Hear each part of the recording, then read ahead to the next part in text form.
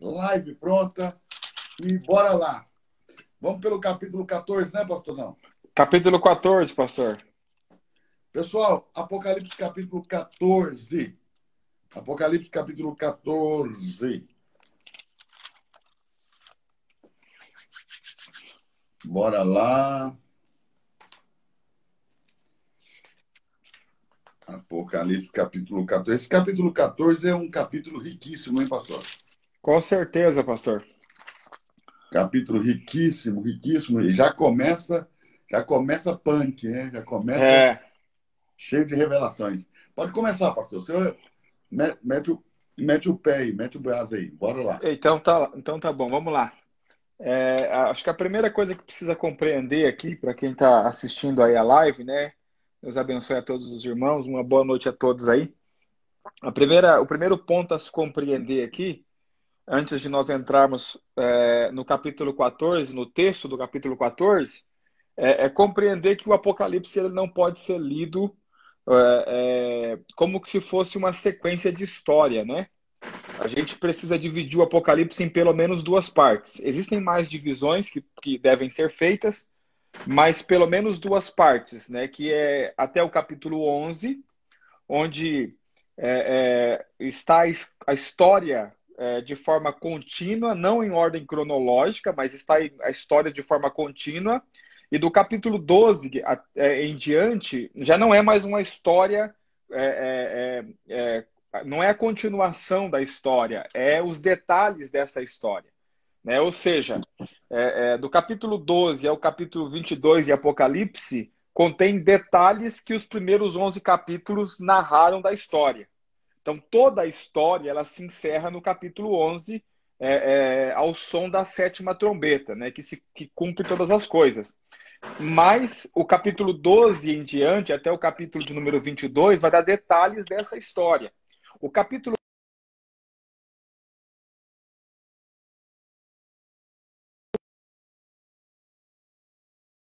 detalhes do início da grande tribulação, o que vai acontecer durante a grande tribulação e o evento mais marcante do final da grande tribulação, que é o arrebatamento de toda a igreja.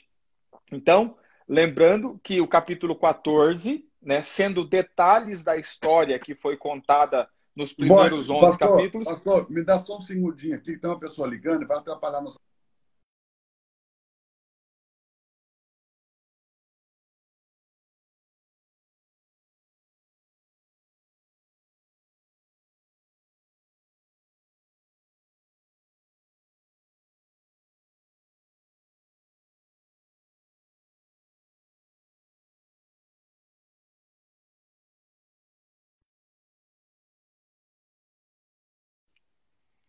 Voltou. Voltamos, beleza, obrigado.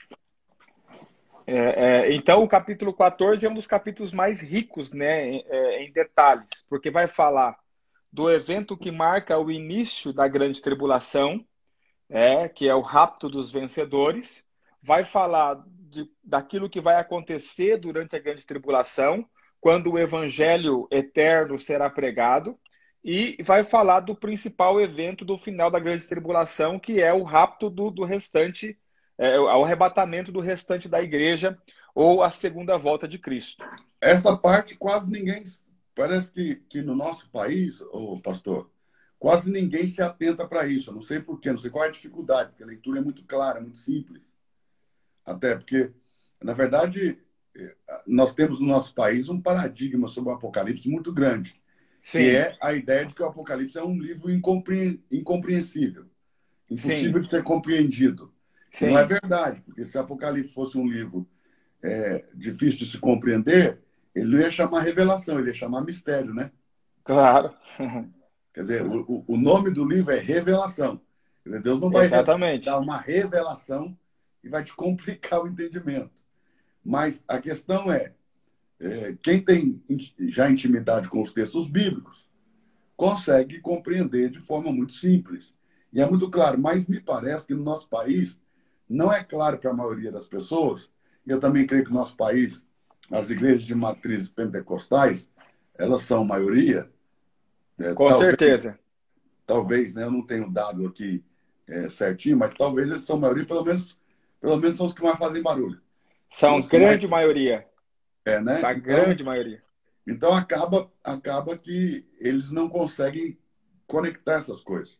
Ou não viram, ou não perceberam. Mas é muito claro. E você falou já de rapto e depois de é, de um arrebatamento do restante dos crentes. Então, isso já quebra todo o paradigma de tudo que nós conhecemos da linha escatológica que veio por parte das igrejas de raízes pentecostais. Ok? Mas isso está muito claro no texto bíblico. Então, é você que está aí assistindo, eu vou lhe dar um conselho e vou pedir o pastor também para lhe dar um conselho. Eu vou lhe dar um conselho. Quando nós estudávamos, alguém disse para nós que o átomo era a menor partícula da matéria. Até que dividiram os átomos em nêutrons, prótons, elétrons e chegaram até a antimatéria. Ó, vai aí, baixo. Pega aí, que eu vou pegar o Lorenzinho aqui. Vem cá. Ou seja, concluindo aqui a ideia do pastor, aquilo que era verdade inicialmente, de fato o átomo era a menor partícula da matéria que existia até então, com a progressão da ciência, não é que deixou de ser verdade, mas é que, de fato, agora, como a ciência progrediu, a ciência avançou, o átomo deixou de ser a menor partícula da matéria e a ciência conseguiu dividir a matéria até o ponto de chegar naquilo que é chamado de antimatéria ou partícula de Deus, né? Eles vão dizer que para tudo aquilo que existe fisicamente, existe uma antimatéria invisível. E que se essa antimatéria invisível não existisse, não seria possível existir a matéria visível. Da mesma forma, a palavra de Deus. Eu penso que os ensinadores da palavra de Deus, os pastores, os líderes principalmente, aqueles que estão à frente da igreja, precisam entender que a teologia, como qualquer outra ciência, é de revelação progressiva. Ou seja, não é que deixa de ser verdade, mas como o conhecimento aumenta, né, como o conhecimento ele avança, aquilo que até outrora nós afirmávamos como verdade absoluta pode não ser mais a verdade absoluta. E o fato de não ser uma verdade absoluta não quer dizer que se tornou uma mentira, quer dizer que até o momento era a revelação que se tinha sobre o assunto. Um exemplo claro disso é quando Moisés recebe de Deus a instrução para fazer o tabernáculo, né? Deus diz a Moisés que ele deveria fazer como o exemplo que ele viu no monte. Mas a revelação de Moisés para o tabernáculo é que ele deveria colocar lá um candelabro ou uma menorá, né? Um castiçal. Mas quando Davi recebe a planta para construir o templo, já não é mais um castiçal, são 10 castiçais, são 10 menorás. Ou seja, quer dizer então que Moisés afirmou uma mentira quando ele disse que tinha que colocar só uma menorá? Não, Moisés não afirmou uma mentira, que como a revelação ela é progressiva, Davi ele recebeu mais luz sobre o assunto e, consequentemente, ele teve mais precisão na palavra.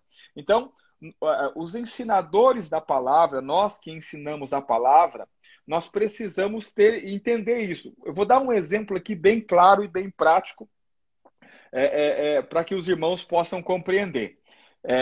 Eu ensinei mês passado sobre a parábola do Tribunal das Nações, Mateus 25, quando Jesus vai separar os bodes das ovelhas.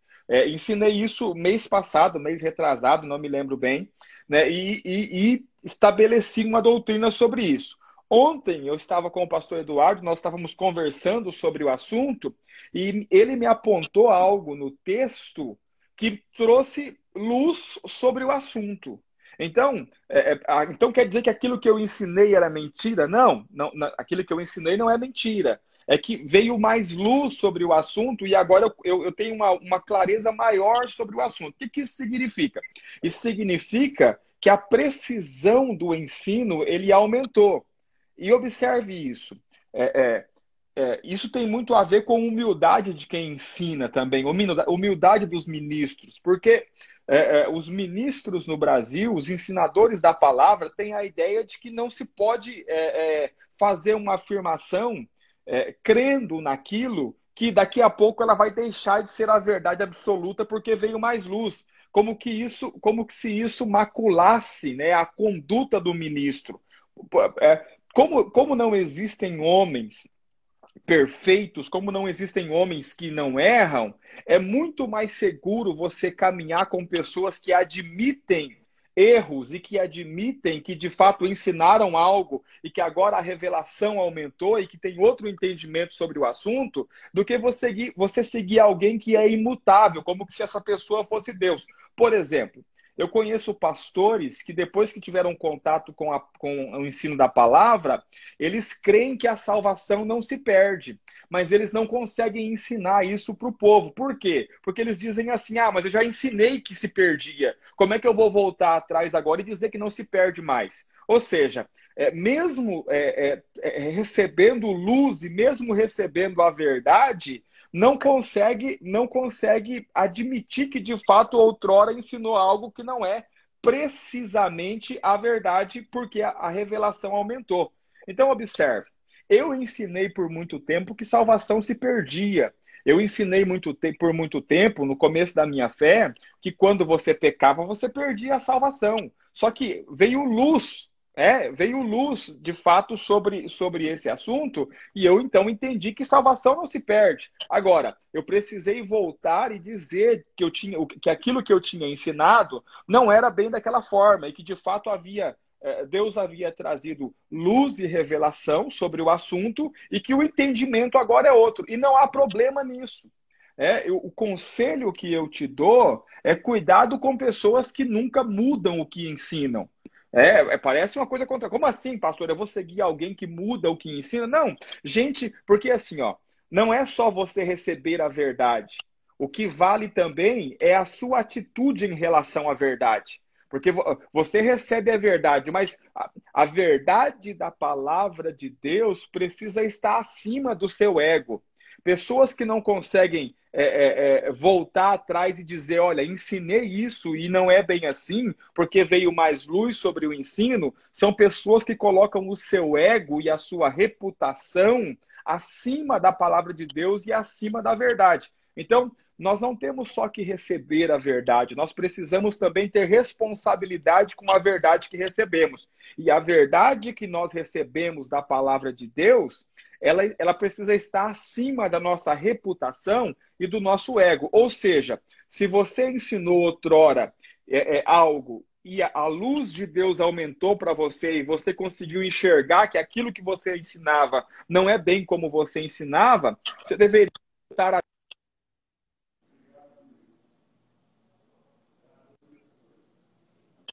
sim, mas isso não é bem a verdade. Isso não é bem isso não é bem a revelação de Deus. Ou veio luz, veio clareza e agora eu consigo ter mais clareza sobre esse assunto. Bom, espero que os irmãos tenham entendido, e de fato, quem é dono da verdade? Deus é dono da verdade.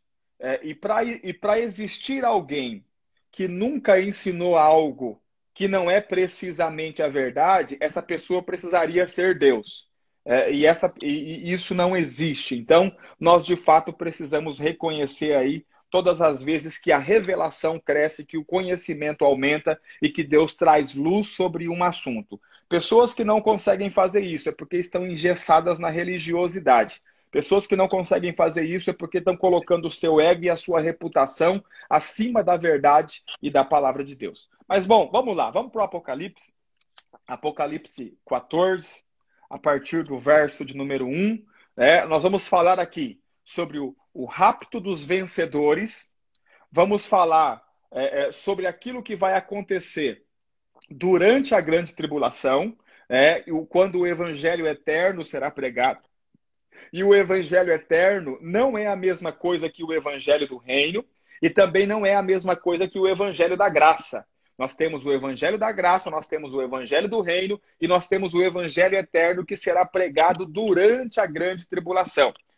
Além disso, nós vamos falar também sobre a disciplina daqueles que aceitarem a marca da besta durante a grande tribulação, porque essa é uma dúvida muito comum dos irmãos, né? O que vai acontecer com as pessoas que aceitarem a marca da besta durante a grande tribulação? Se a pessoa adorar a besta, se um crente se dobrar diante do governo do anticristo, ele vai perder a salvação? Não vai perder a salvação? O que a Bíblia diz? Bom, o texto mais claro sobre esse assunto também está aqui em Apocalipse 14. Vamos falar sobre o arrebatamento do restante dos crentes, né, o restante da igreja, que vai acontecer na volta de Cristo, e vamos falar também do juízo de Deus que será executado no momento em que Cristo voltar, à Terra. Então vamos lá. Apocalipse capítulo 14, a partir do verso de número 1, né? Pegue a sua Bíblia aí, diz assim o texto: Então olhei, e eis o Cordeiro em pé sobre o monte Sião, e com ele 144.000 que traziam escritos na sua testa o seu nome e o nome do seu pai. Então, vamos verso por verso, como eu gosto sempre de fazer, versículo por versículo, e vamos trazer luz sobre as principais frases e sobre as principais palavras do texto. Primeiro, número 144.000. Pastor, esse número 144.000 é um número literal? Não. O número 144.000 não é um número literal. E observe algo importante de se entender quando você estuda não só o Apocalipse, mas a Bíblia Sagrada, mas principalmente o Apocalipse. Toda a Bíblia, e principalmente o Apocalipse, é constituído de símbolos. Deus se comunica através dos símbolos. Os símbolos é uma espécie de linguagem universal de Deus. Você precisa entender que Deus não fala inglês, Deus não fala hebraico, Deus não fala grego, Deus não fala português, Deus não fala francês, Deus fala através de símbolos. Tudo que Deus quer comunicar, Deus comunica através de símbolos. E os números também são símbolos que Deus usa para se comunicar. Por isso que você vai ver se repetindo o padrão de números sempre na Bíblia Sagrada. O número 144.000, né, o 144 ou 144.000, é um múltiplo de 12.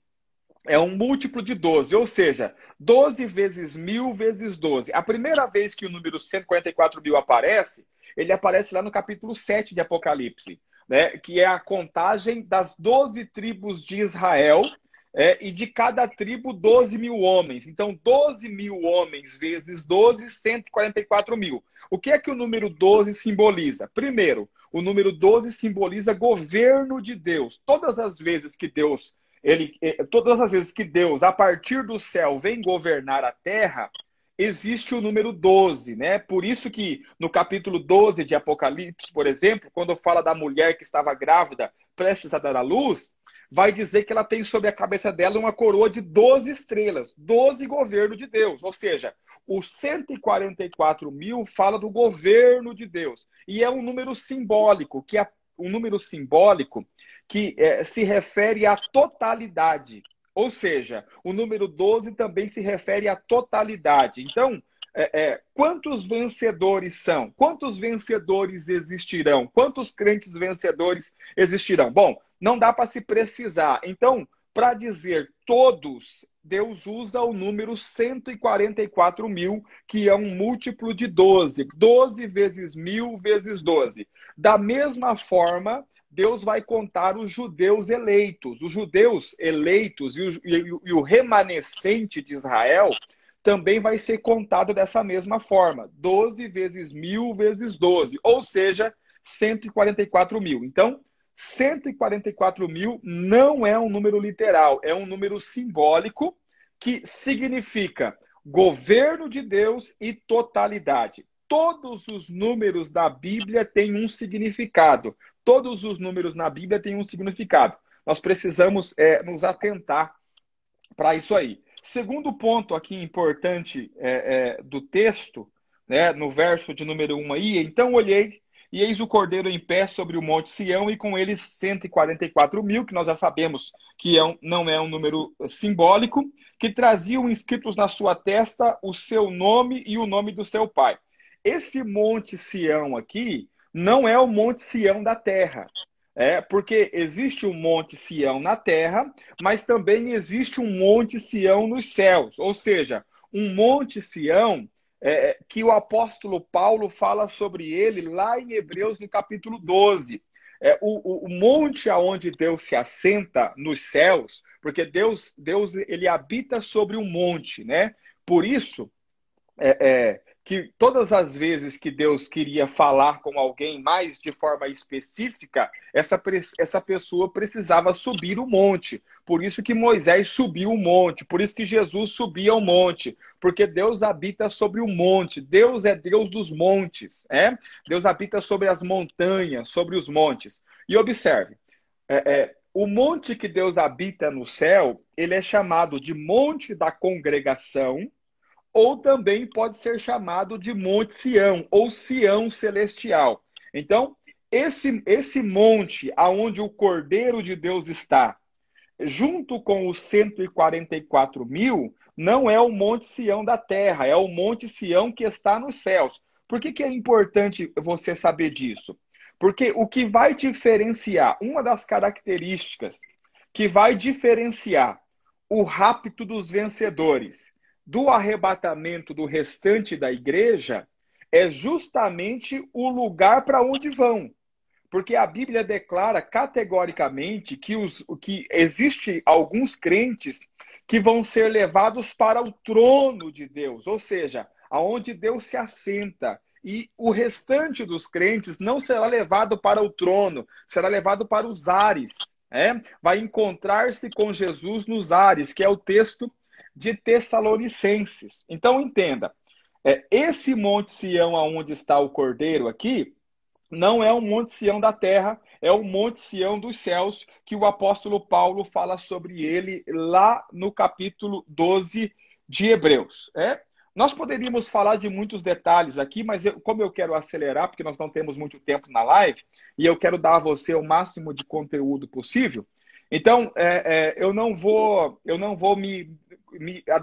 não vou entrar nos detalhes agora. Agora eu não vou entrar nos detalhes. Poderíamos falar, por exemplo, deles terem um nome, né? Eles têm esses 144 mil, eles têm o nome do Cordeiro e o nome do Senhor. Então olhei e eis o Cordeiro em pé sobre o monte Sião, com eles 144 mil que traziam escritos na sua testa o seu nome e o nome do seu pai. Isso aqui está lá no capítulo 2 e 3 de Apocalipse, quando essas pessoas recebem o nome do Cordeiro e também recebem o nome do seu pai.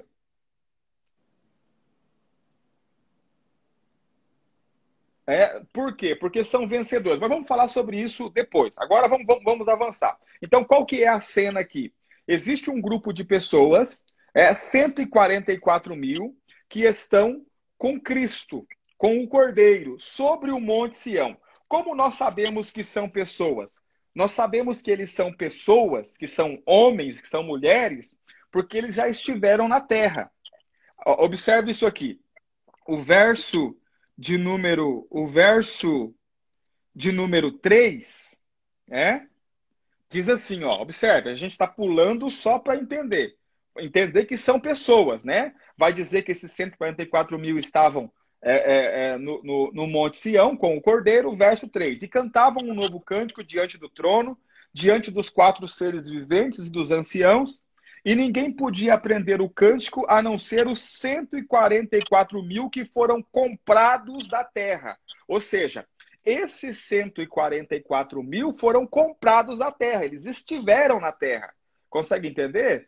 Porque existe uma linha teológica que vai dizer e vai querer colocar a ideia que esses 144 mil são seres celestes, que não são pessoas, que não são homens, que não são pessoas. Mas a Bíblia diz que eles foram comprados da terra. O que significa isso? Que eles estiveram na terra. Agora, olha o termo interessante, né?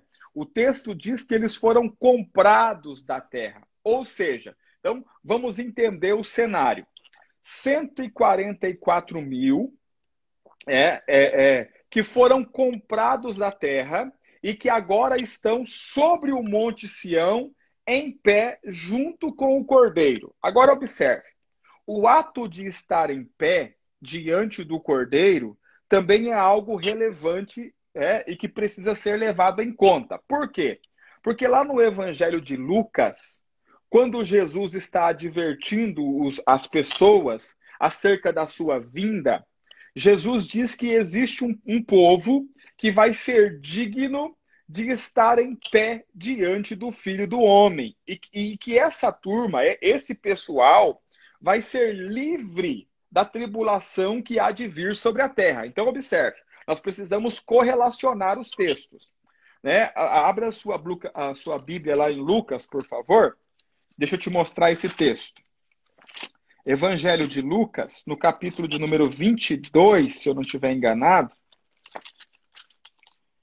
Lucas 22.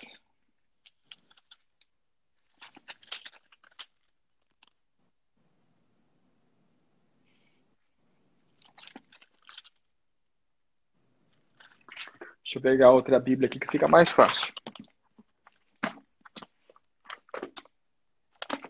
Lucas, capítulo de número 21, não 22, capítulo de número 21. Observe algo interessante, verso 36. Nós precisamos correlacionar o texto. O texto de Apocalipse 14, verso 1, está dizendo que tem pessoas que estiveram na terra, que foram compradas, né? E que foram levadas sobre o Monte Sião, sobre o trono, e estão em pé diante do Cordeiro.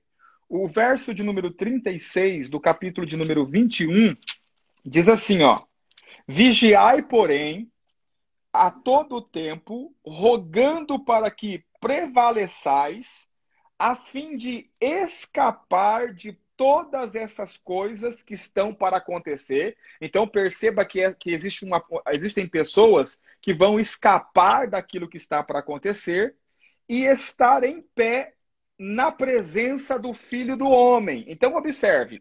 Quem vai estar em pé na presença do Filho do Homem, nesse contexto aqui, vai escapar das coisas que vão acontecer. Agora, observe. Se essas coisas vão acontecer sobre toda a terra, como escapar disso? Só tem uma forma, se você for tirado da terra antes dessas coisas acontecerem.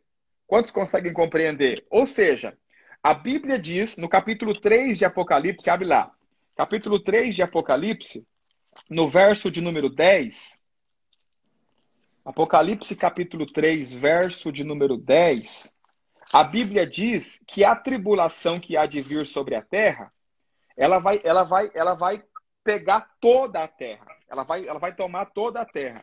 Apocalipse capítulo de número 3, verso de número 10. Diz assim a palavra de Deus, ó: Como guardaste a palavra da minha paciência, também eu te guardarei da hora da tentação que há de vir sobre todo o mundo, para tentar os que habitam na terra. Ou seja, essa tentação, essa aflição vai vir sobre todo o mundo, sobre toda a terra. Só tem uma forma de você ser livre dessa tentação, se você não estiver na terra.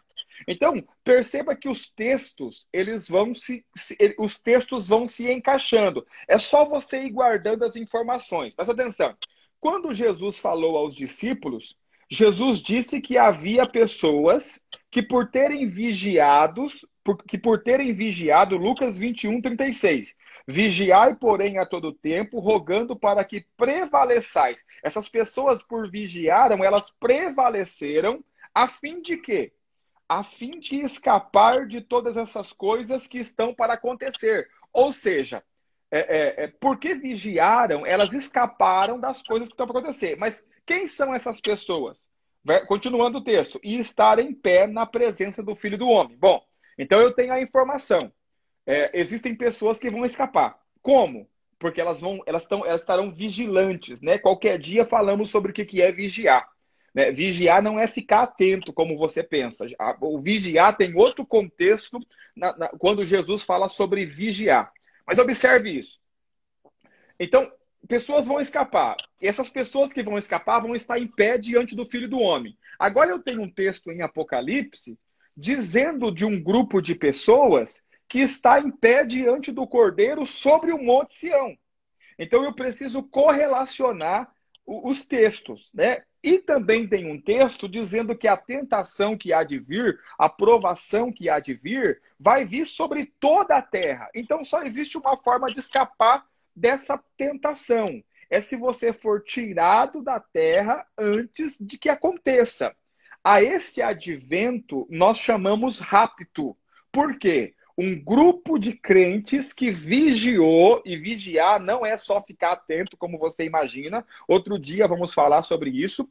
Um grupo de crentes que vigiou foi tirado da terra antes que a grande tribulação ou a tentação que havia de vir sobre o mundo acontecesse. Ou seja, e onde estão essas pessoas? Essas pessoas estão sobre o trono, estão no trono, estão no Monte Sião, junto com o Cordeiro. Essas pessoas têm o nome do Cordeiro e o nome do seu pai. Conseguiu pegar até aqui? A gente vai avançar. Vamos lá, voltando, Apocalipse.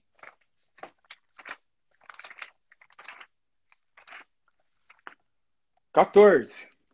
Vamos ler o 1 e vamos para o 2. Olha só, o 2 eu não vou comentar muita coisa porque eu quero dar o cerne da coisa para você. Olha lá.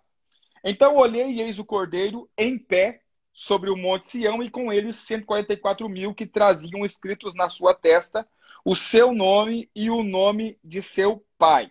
Verso 2. E ouvi uma voz do céu, céu no singular. Outro detalhe importante que vamos falar outra hora, céu no singular, como um som de muitas águas e como um som de forte trovão, e a voz que ouvi era como o som de arpistas que tocavam as suas harpas. Verso 3. E cantavam um novo cântico diante do trono, diante dos 4 seres viventes e dos anciãos. E ninguém podia aprender o cântico a não ser os 144.000 que foram comprados da terra. Olha que interessante isso aqui, pastor Eduardo.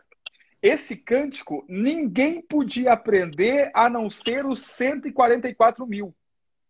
Ok. Não desperta uma curiosidade sobre isso? Peraí, por que só os 144.000 que podem aprender esse cântico? Porque esse cântico é um cântico exclusivo. É um exclusivo para os 144.000. Eu creio que é um cântico ligado às experiências deles, né? Com certeza, com certeza. Então, Ou seja, quem não teve as experiências... Com certeza. Então, o detalhe, eles foram comprados da terra. Então, pessoas que estiveram na terra, agora estão em pé diante do Cordeiro no Monte Sião.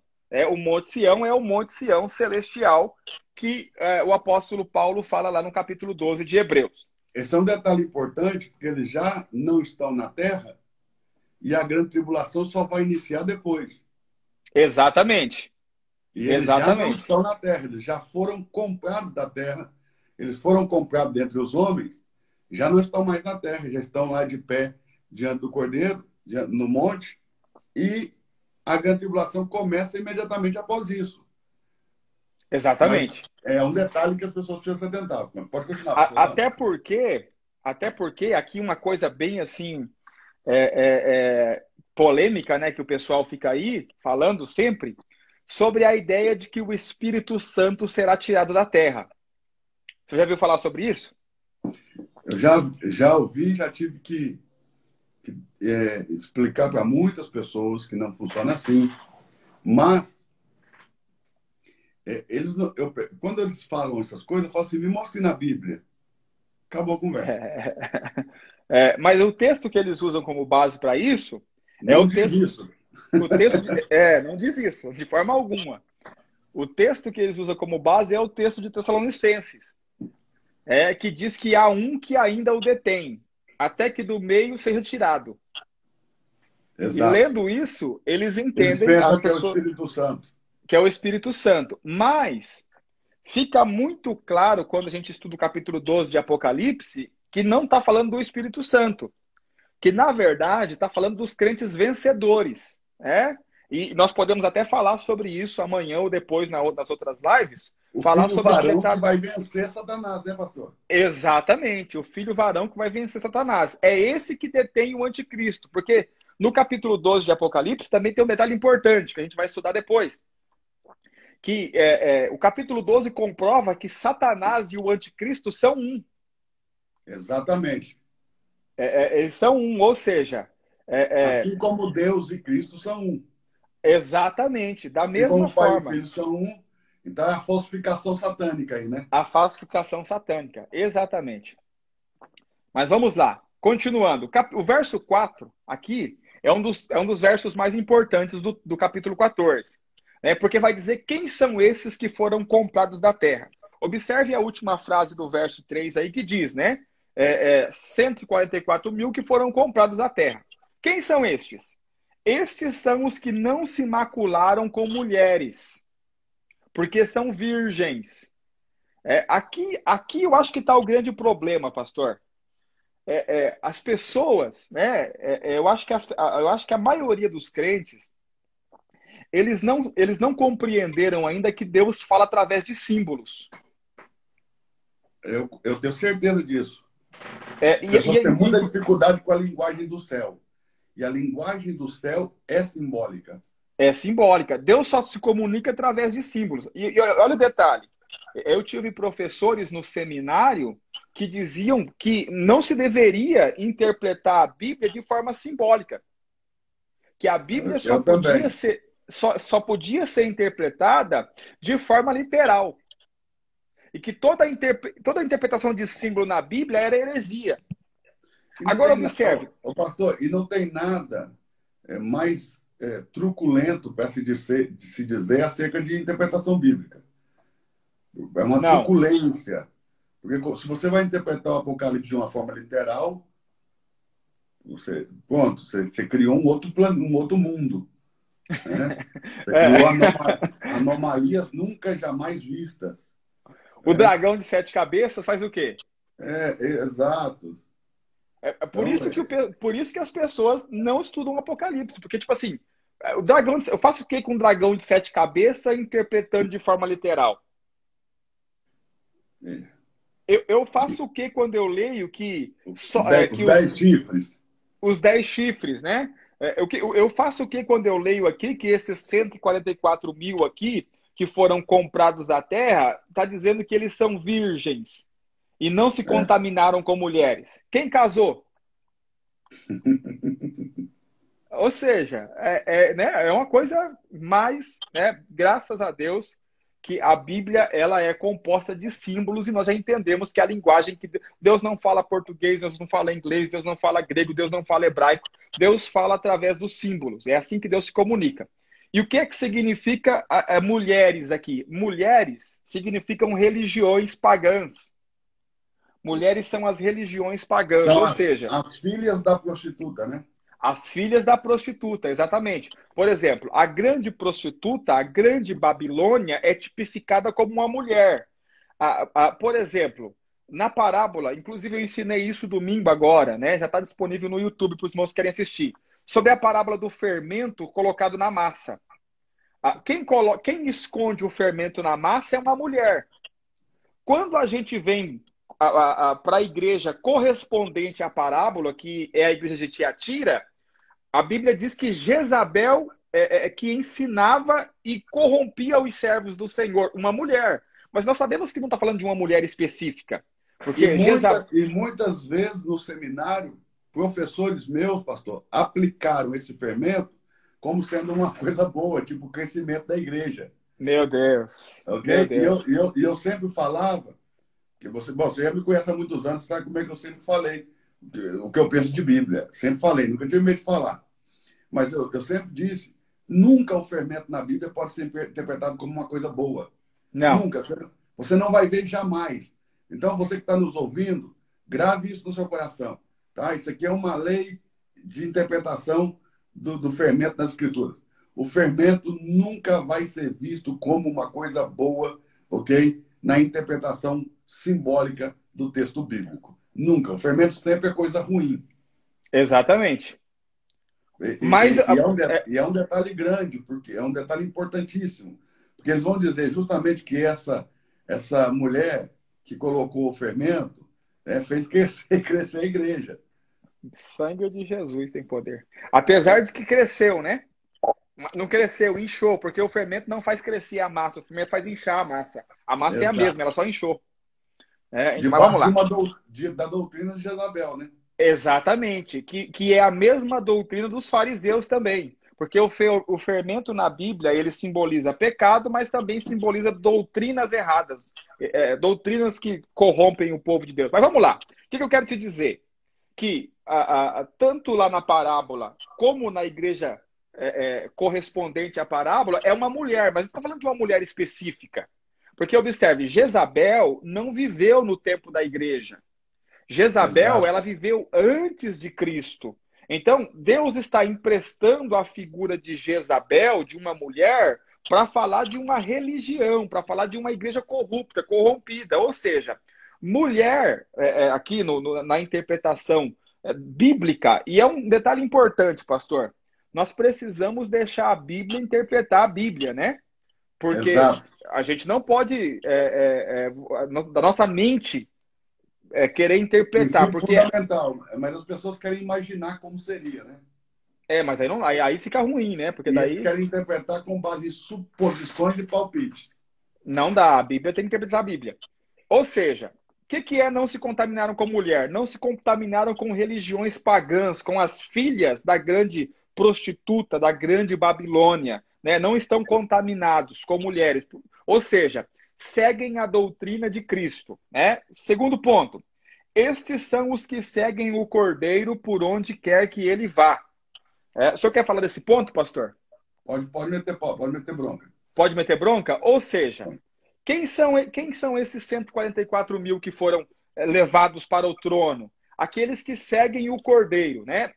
Diferente do capítulo 12, que fala também do rapto dos vencedores, mas lá no capítulo 12 a ênfase está entre a batalha entre os vencedores, que é o filho varão, o filho da mulher, e Satanás. Então, a grande questão está entre o filho da mulher vencer Satanás. Aqui no capítulo 14, a característica desses vencedores aqui é que eles seguem o Cordeiro. A intenção deles é agradar o Cordeiro. Esse texto aqui está totalmente alinhado com a fala de Jesus. Quando Jesus diz, aquele que quer vir após mim, o que é? Nós precisamos entender o que é ir após mim. Significa o seguinte, eu estou indo na frente e depois de mim você vem para o mesmo lugar que eu vou. Ou seja, aquele que quer vir após mim, então Jesus está dizendo assim, eu estou indo para um lugar e se você quiser vir para o mesmo lugar que eu estou indo após mim, você precisa fazer algo. Fazer o quê? Negar-se a si mesmo, tomar a cruz e me seguir. O que significa isso? Significa que agora não sou eu mais que determino para onde eu vou. Agora eu sigo o Cordeiro para onde ele vai. O que isso significa de forma prática para nossas vidas? Pessoas que conseguiram abrir mão da sua vida para seguir a Cristo. Pessoas que conseguiram abrir mão de si mesmos, né? Negaram-se a si mesmos para seguir a Cristo. Em outras palavras, aqueles que tomaram a cruz. Consequentemente, como Jesus foi para o céu... Exemplo claro, os dois discípulos de João Batista, né? Que seguiram a Jesus. Exatamente. Como Jesus foi para a glória, para o Monte Sião e se assentou no trono, consequentemente, esses aqui também vão para onde ele está. Por quê? Porque eles foram após o Cordeiro. Agora, detalhe. Aqui, Jesus é apresentado como Cordeiro, né? Aqueles que seguem o Cordeiro. Não é aqueles que seguem o leão. É aqueles que seguem o Cordeiro. E existe uma diferença gigante entre você seguir o leão e seguir o Cordeiro. Porque presta atenção, não tem como seguir o leão sem primeiro seguir o Cordeiro. Só que o Cordeiro só vai para um lugar. O Cordeiro só vai para o matadouro. Ou seja, quando eu sigo o Cordeiro, só tem um destino. O destino do Cordeiro é o matador. Assim como Cristo entregou a sua vida, esses 144 mil também estão entregando a sua vida, por isso que foram tirados da terra. Continuando. Estes foram comprados dentre os homens como primícias para Deus e para o Cordeiro. Então, olha a afirmação. Foram comprados dentre os homens. Então, dentre os homens que haviam, esses aqui foram comprados. Preste atenção que o texto claramente dá a ideia que havia mais gente. Mas dentre esses homens que haviam, esses aqui foram comprados. Comprados como o quê? Como primícias. E por que primícias? Né? Pela raiz da palavra inicialmente, ou seja, porque vão primeiro. Primícia fala daquilo que vem primeiro, ou seja, esses aqui serão levados para junto do Cordeiro primeiro, porque são primícias. Se puder abrir um parênteses aí nas primícias, pastor, eu gostaria de fazer um adendo. Por favor, pastor. Primeiro, coloque aí, pessoal, entre parênteses, a palavra primícias. Porque eles foram levados, né? Eles são comprados como primícias para Deus. Tá? O que são as primícias? Primícia é a primeira parte tirada de uma colheita. Ok? Então, em Israel, na época do Senhor Jesus, ela produzia muitos frutos. Mas, basicamente, 7 frutos são as principais colheitas de Israel, e esses frutos entram na contagem do calendário agrícola de Israel. Ou seja, o ano agrícola de Israel, ele inicia-se na festa das primícias. Essa festa das primícias também é chamada de festa dos primeiros frutos. Por quê? Porque é primícia os primeiros frutos que amadurecem em uma colheita. Então, de novo, o que é a primícia? Os primeiros frutos que amadurecem em uma colheita. Então, a festa tem 3 nomes bíblicos para a mesma festa. Festa das primícias, festa das colheitas, festa da colheita dos primeiros frutos e festa das semanas. Por quê? Porque depois que eu colho o primeiro fruto, que é a cevada, que nasce naturalmente na terra de Israel, não precisa plantar, ok? Quando os filhos de Israel entraram na terra de Israel, era a Bibe. E muita gente traduz a Bibe, pastor Ronaldo Borges, como Sim. sendo primavera. Sim. E a Bibe não é primavera. Coincidiu que na primavera eles entraram e era a Bibe. Ou seja, a cevada estava em amadurecimento. Estava no ponto de ser colhida. Porque a cevada, ela é colhida por eles no mesmo ponto que a gente colhe o nosso milho verde. Ou seja, o grão não está verde demais a ponto de não ser colhido e não está maduro demais a ponto de estar duro e não poder mais ser comido, ok? Está no meio termo. Então, eles colhem a cevada. Eles vão contar 7 semanas depois da colheita da cevada, ou seja, 49 dias. O dia 50 é o Pentecoste, inicia a colheita do trigo, ok? Então, as primícias são os primeiros frutos que amadurecem de uma colheita. E a primícia tem um destino e a colheita tem outro destino. Qual é o destino das primícias? Dos primeiros frutos que amadurecem na colheita? Eles são tirados em molho e são levados para a casa de Deus, para o templo de Deus, para o santuário de Deus e são entregues ao sacerdote. E a colheita? O restante da colheita? Quando o restante da colheita amadurece, ok? Então é cortado e levado para os celeiros. Onde se armazena colheitas? Em celeiros. Muito claro. Assim também há uma diferença entre a primícia, as pessoas como primícia, porque Deus está usando uma linguagem bíblica. É uma linguagem simbólica? É simbólica, mas é de simbolismo bíblico. Deus não está inventando símbolos.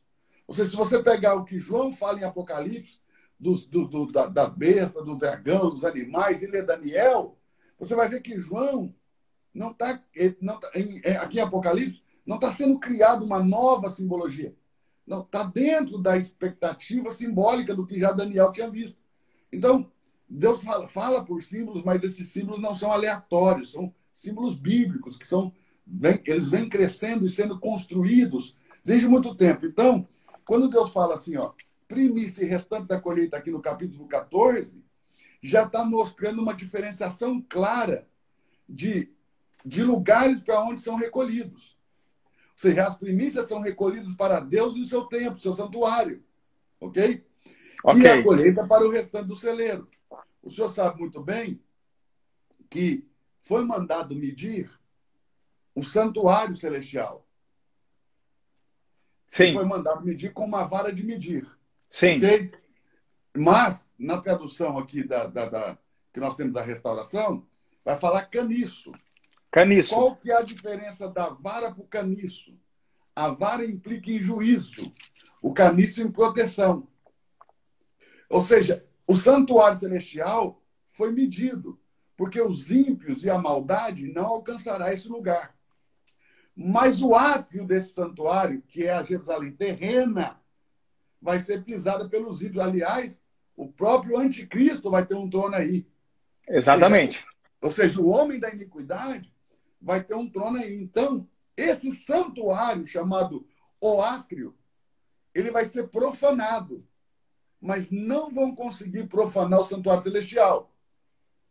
Então, o céu, a dimensão celestial onde Deus se encontra, ela é conhecida como santuário. Nós vemos em Hebreus 8, né? Que nós temos que o resumo, ou seja, o ponto principal de tudo que temos dito, é que temos um sumo sacerdote. Ou seja, não existe sumo sacerdote se não existir santuário. Nós temos um sumo sacerdote que está assentado à destra da majestade nas alturas. Pronto. O santuário não é terreno. Não. O santuário é celestial. Ministro do santuário. E o verdadeiro. do verdadeiro tabernáculo, o qual fundou o Senhor, e não os homens. Em outra tradução vai dizer, o qual foi erigido pelo Senhor e não por homens. Então, qual é o destino dessas primícias aqui do capítulo 14? O destino delas é o santuário. Qual é o destino do restante da colheita? O celeiro. O santuário é onde Deus está e o celeiro é nas nuvens. Então fica muito claro que, se você olhar para o entendimento bíblico do que é a primícia e a colheita, desde Levítico, desde Êxodo, se a gente pudesse, pastor, ler 2 textos lá no Antigo Testamento. Vamos ler. Aqui, ó, Levítico 23:10. Levítico 23:10. Estou indo para lá. Beleza. Se o senhor puder ler, eu agradeço. Na hora que você precisar aqui, eu leio para você. Levítico 23:10. Pode ler o 10 e o 11. 10 e o 11. E falou o Senhor a Moisés, dizendo: Fala aos filhos de Israel e dize-lhes: Quando houverdes entrado na terra que vos hei de dar, e fizerdes a sua colheita, então trareis um molho das primícias da vossa cega ao sacerdote. E ele moverá o molho perante o Senhor, para que sejais aceitos. No dia seguinte ao sábado, o sacerdote moverá. No domingo. No domingo. Esse movimento da primícia já está apontando para a ressurreição de Cristo no domingo. Meu Deus, meu Deus, meu Deus. Porque Cristo vai ressuscitar como primícia. Está lá em 1 Coríntios capítulo 15. 15. Ele é a primícia dentre os mortos. Ele é a primícia dentre os mortos. Então, lá em 1 Coríntios capítulo 15 vai dizer que ele é a primícia. Então, se ele é a primícia, ele tem que se movimentar no domingo. Sim. No domingo ele não pode mais ficar deitado, porque talvez pouca gente entenda o ritual aqui do Antigo Testamento. Eles traziam o molho no sábado. Sim. E o molho era lançado no chão do santuário, junto das paredes do santuário. Sim. No domingo pela manhã ele era levantado, o sacerdote movia um, o povo movia o outro, os outros molhos.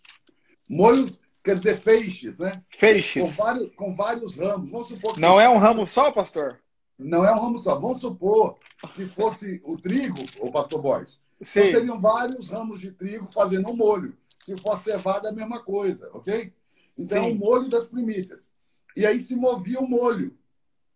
Esse movimento aponta para todo o movimento do Senhor Jesus nas regiões baixas da terra, e o seu levantar o molho significa Jesus sendo levantado das regiões baixas da terra e voltando à vida, porque nem a morte nem o inferno não o puderam deter. E ele toma a chave da morte do inferno, o que também mostra que essa morte e inferno tem chave e porta, né? Mas vamos falar disso outro momento. Agora,